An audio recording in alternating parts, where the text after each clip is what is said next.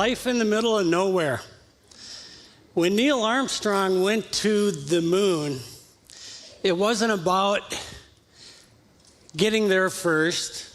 It wasn't about beating the Russians. It was about seeing life from a different perspective.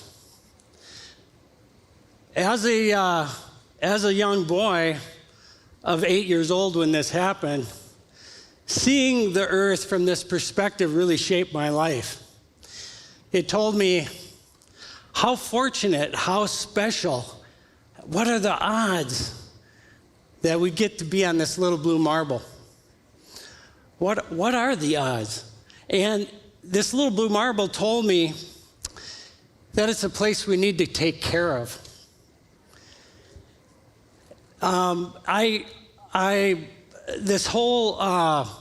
This whole vision of Earth as a little boy just really changed my life, and I too wanted to be an explorer like Neil, but I wanted to go explore cold places. Why the cold? Well, I grew up in Minnesota. I grew up on a farm. Summers were hot and humid. It actually was quite stifling for a young boy. And I always longed for winter. Well, one, I didn't have to do any more farm work once winter came in. But once winter came, it was amazing. The lakes froze over. The snows came. By having the lakes and rivers freeze over, it expanded my horizons for exploring as a boy. And I went on to learn as much as I could about the cold. Being from Minnesota, I pretty much thought we were as far north as north goes. But lo and behold, north goes another 1,500 miles north of Minnesota. And I thought, wow, that's pretty cool. And then I went on to learn that there were Inuit people living up there. And I'm wondering, how do these people possibly stay warm? What do they eat? How do they dress? How do they travel? So I went on to learn everything I could about those folks over the years, and this led to basically 30 years of polar exploration for me. One of the expeditions that were probably the most dear to my heart that we did the very first ever circumnavigation of Greenland. Now, Greenland's 6,500 miles around. It took us 22 months in a tent to get around it. All non-motorized. We kayaked around the south, and we dog sledded around the north. And I just did this with one other friend of mine, John Holzer from Australia. Now, when people ask me to describe Greenland, I tell them it's where ice is born. This is where ice is born. It actually has most of the North American iceberg or Northern Hemisphere icebergs come from Greenland. The whole Arctic Ocean dumps out 85% of its Arctic Ocean sea ice down the east coast of Greenland and up the west coast.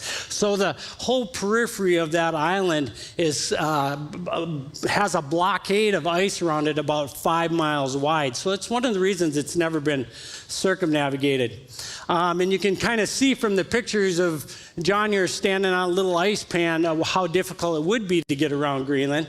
When we couldn't paddle our kayaks anymore, we would simply pull the kayaks up on an ice floe and we'd drag that boat across until we could find water to paddle again in. In the north, we traveled with sled dogs, and these aren't any old regular sled dogs. These are the Sherman tanks of the mushroom world. These are, they live a feast and famine lifestyle with the polar Inuit for over 5,000 years. It's the same dog that Robert E. Peary used to discover the North Pole in 1909. So these dogs were going to be our companions for the entire north part. So we ran traditional Inuit fan hitch with our dogs, and they worked for us each day of the journey around the north, some 3,000 miles around the north part. And they were amazing source of entertainment every day we were on that trip. And they protected us against polar bears coming in for a visit. A lot of our expeditions seem insurmountable. I mean like going on to the Arctic Ocean. The Arctic Ocean is 1.5 times bigger than the United States, plunges to a depth of 14,000 feet deep, and we got to pull 250-pound sleds for 600 miles from Canada to the North Pole. How are we going to do that? You get to the edge of this ocean and go, how many days am I going to be doing this? How many miles do we got to travel? But you don't think about that. You think about just one day at a time. Don't think about the miles or the number of days you're going to be gone. This is our job. We're going to get in tune with the environment and get moving and just do what we needed to do. So on this expedition was called the One World Expedition. It was to bring attention to climate change and the receding sea ice in the Arctic Ocean. And along that 600 miles journey, Eric Larson and I would be measuring ice thickness measurements for over 600 miles for the Snow and Ice Data Center in Colorado. When we get to these, now you got to think of the Arctic Ocean as a kind of a frozen body of water, like a big lake, right?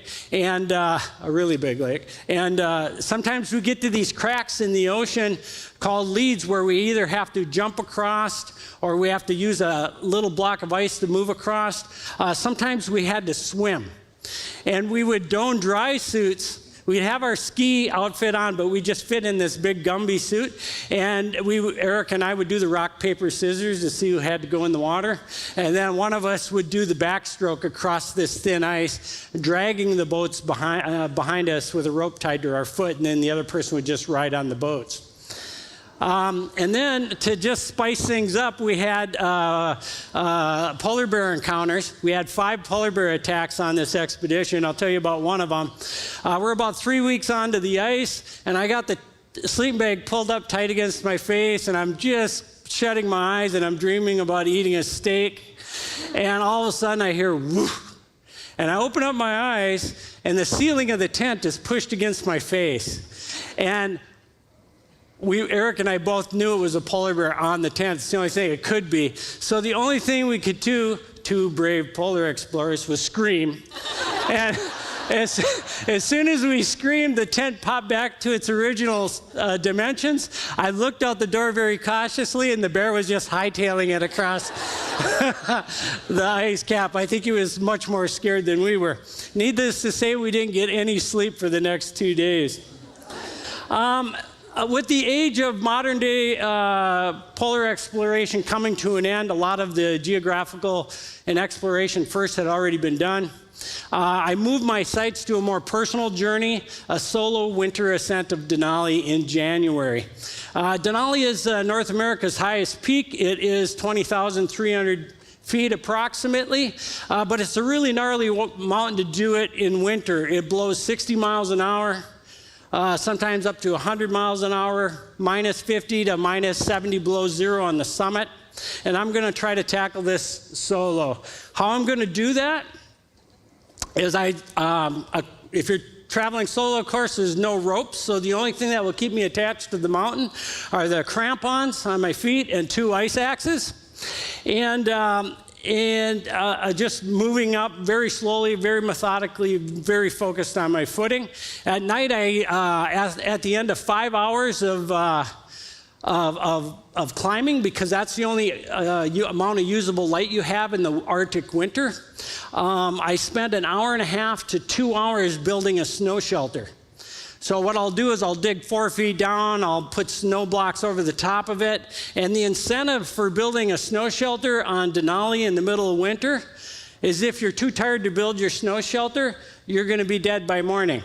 So sometimes I have to spend up to a week inside one of these rudimentary snow shelters waiting for a time to make my bid for the summit. And on January 2015, at 2 o'clock in the afternoon, I was the first to reach the summit of Denali in January.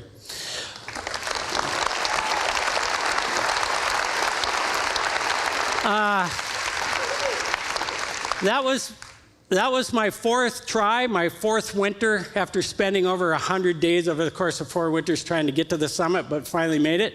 But a lot of people ask me, how do you find the time or the resource to do these things? And of course, I got a few sponsors, but really, for me, it's about living really simply with little things. I don't have many material things. I have this small little car that I drive. Don't ask me about the chickens on the roof.